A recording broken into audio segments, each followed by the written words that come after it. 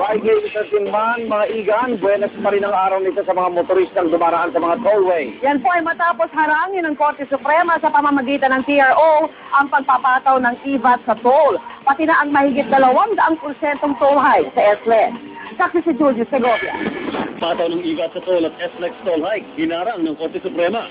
Pero Palasyo, ipipilit pa rin ang pagpapataw ng 12% IVAT sa toll. Si Paolo Aquino po, hindi po siya kapag nagaling ang fakta. Gusto po niya, dapat lang po tayo makinabang. Babaeng estudyante ng De La Salle University, dinostage ang kapatakas na hinihinalang hold-upper sa harap mismo ng pamantasan. Suspect at dalawa pa nito kasama, arestado.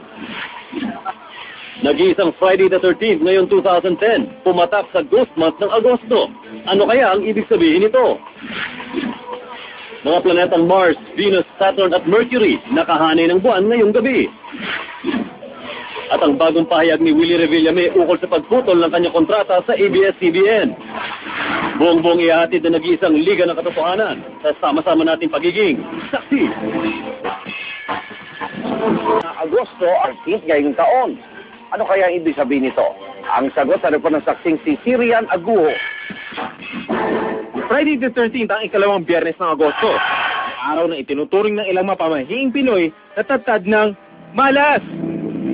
Ipagdag pa dyan ang paniwala ng mga Chino na ang buwan ng Agosto ay ang Ghost Month, kung saan pinaka-aktibo raw ang mga kaluluwa.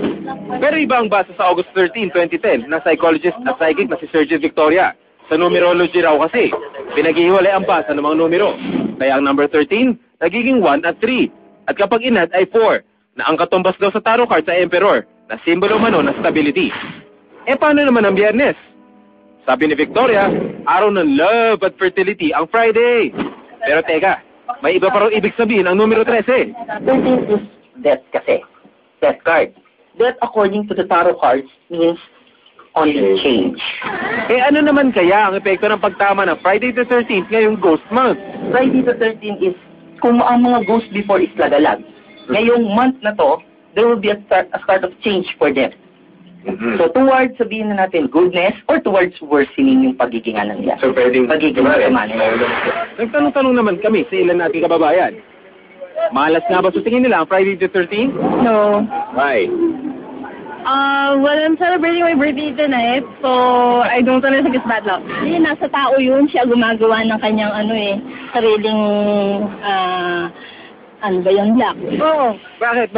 May nangyari na sa amin yan eh. Ngayon? Sa Bulacan. Hindi ngayong araw na to. Nung nakakarampa noon may nangyari. Ano nangyari?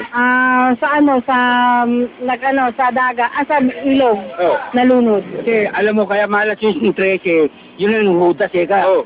13 hudas na numero. Alam mo yung mga hudas na ganyan, yung kunyari bigla kang tatakbo ng pera. Pero totoo mang malas o hindi ang Friday the 13th? Always think positive. Walang hindi magandang mangyayari sa'yo. Puro maganda lahat yan. It's a matter of attracting good things. Mind and thought follows good energy. Pero para sa inyo talagang naniniwalang may bit-bit na malas, ang araw na ito, makakahinga na kayo ng maluwag dahil taging sa biyernes na ito lang papatak ang petsang at 13 ngayon 2010. Jaren Aguho, ang inyong saksi.